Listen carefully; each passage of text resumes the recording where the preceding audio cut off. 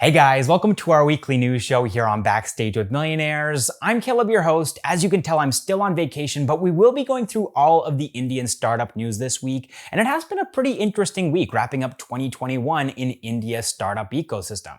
We've got Blinkit, formerly known as Grofers, making some pretty big changes to their business model, to their offerings, to their customer base. We also have Byju's potentially going public in the United States via a SPAC. We have urban companies suing some of their women workers, and we have Snapdeal filing for their IPO. And we're going to be talking about all of these things and more coming up right after this.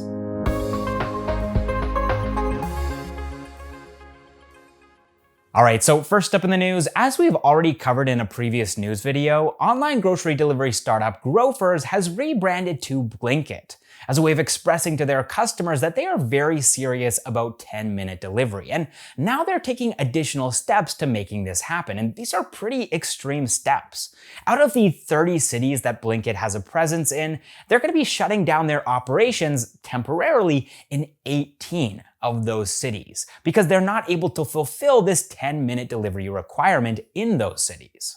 So Blinkit currently has a customer base of 200,000 people, and of this 200,000 people, 75,000 will be impacted by this decision. Now, this isn't a majority of their customers, but it is a very large number, and this is going to obviously have a very large impact, at least in the short term, on their business. However, Blinkit is planning on resolving all of this and serving all of their customers with 10-minute delivery within the next 4 weeks or so, as they're bringing one new store online every 4 hours.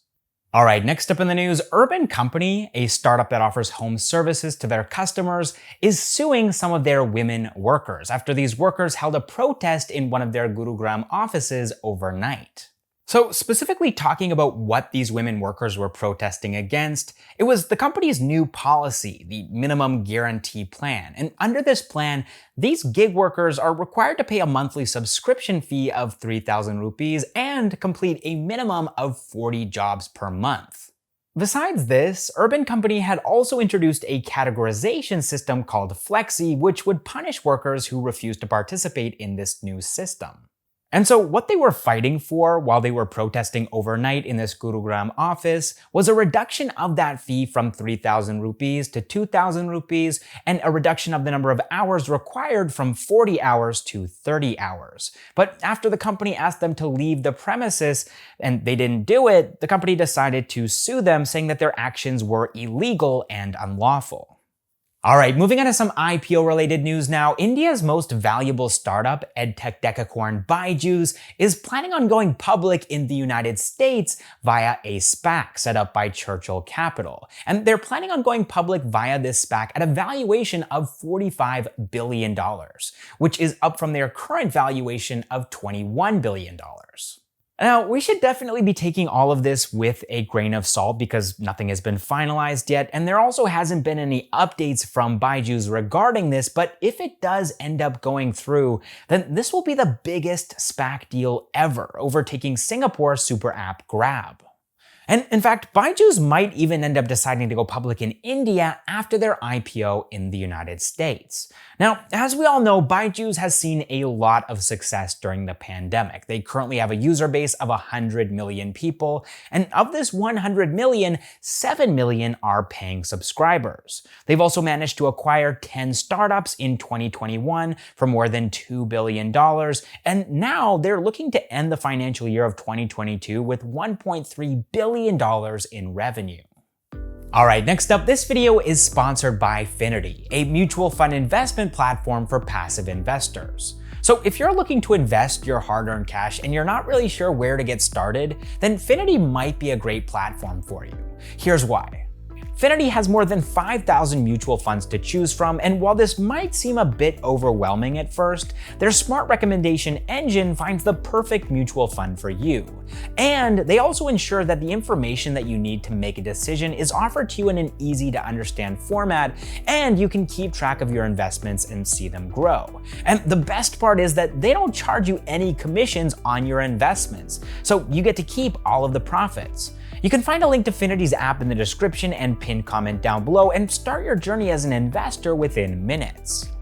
Also, if you want to learn more about mutual funds and how to invest, then you should definitely check out Finity's YouTube channel. They post new videos there every single week, and we'll be putting a link to that in the description and pinned comment down below as well. And thanks to Finity for sponsoring this video. All right, next up in the IPO news, real quick, we have an update on Snapdeal. They have officially filed for their IPO, and they're going to be raising 1,250 crore rupees. Now, for the last couple of weeks, we've been covering Snapdeal's plans to go public. We've talked a bit about the history. We've talked a little bit about why they might be planning to go public. So I won't go into too much detail about that today, but I wanted to take this opportunity now to talk about their financial situation, because their revenues have actually dropped by about 45%, from 917 crore rupees in the financial year of 2020 to 510 crore rupees in the financial year of 2021. That being said, their losses have also decreased by about 55%, from 274 crore rupees in the financial year of 2020 to 125 crore rupees in the financial year of 2021. All right, moving on to some acquisition news now. In just 1 week, Cult.fit has made 4 acquisitions. Firstly, we have 3 at-home fitness equipment brands, RPM Fitness, FitKit, and OneFit Plus. And then we also have 1 outdoor fitness brand called Urban Terrain, which makes bicycles. Now, these acquisitions, of course, are going to enable Cult.fit to strengthen their at-home fitness product offerings and also create an umbrella brand for D2C fitness brands. They're going to be riding the at-home fitness trend that was kicked off by the pandemic and also the growth of D2C brands in India overall. These brands are going to be bringing in an annual recurring revenue for Cult.fit of $20 million and also 100,000 units of sale. All right, moving on to some funding news now. Online used car marketplace Cars24 has raised $400 million in a funding round led by Alpha Wave Global, formerly known as Falcon Edge Capital, at a $3.3 billion valuation, which is up from their previous valuation 3 months ago of $1.84 billion. Since starting operations in 2015, Cars24 has sold more than 400,000 used cars and bikes through their platform, making them a leader in India's used car market with a 90% market share. And earlier this year, Cars24 expanded to the UAE, Australia, and Thailand, trying to replicate the success that they've seen in India. They're going to be using these funds to strengthen their position in the markets where they already have a presence, and also to expand further into Southeast Asia, and also to invest in mega refurbishment labs across India. These labs will be used to assess the quality of cars and also fix them up before they're sold on their platform. All right, next up in the funding news, fintech startup Razorpay has raised $375 million in a funding round led by Lone Pine Capital, Alkion Capital, and TCV at a $7.5 billion valuation, which is up from their previous valuation in April of 2021 of $3 billion, making them India's most valuable fintech startup now that Paytm is no longer considered a startup, as they've gone public and they're a publicly traded company. Today, more than 8 million businesses are using Razorpay to process transactions worth $60 billion every single year. And the startup is going to be using these funds to expand their product offerings and also to become a full-stack financial solutions provider for businesses by investing in their neo-banking platform Razorpay X, by adding more products through acquisitions in 2022, and also by expanding their international presence starting in Southeast Asia. All right, next up in the funding news, B2B e-commerce platform OfBusiness has raised $325 million in a funding round led by Alpha Wave Global, Tiger Global, and SoftBank's Vision Fund 2 at a $5 billion valuation, which is up from their previous valuation in September of $3 billion.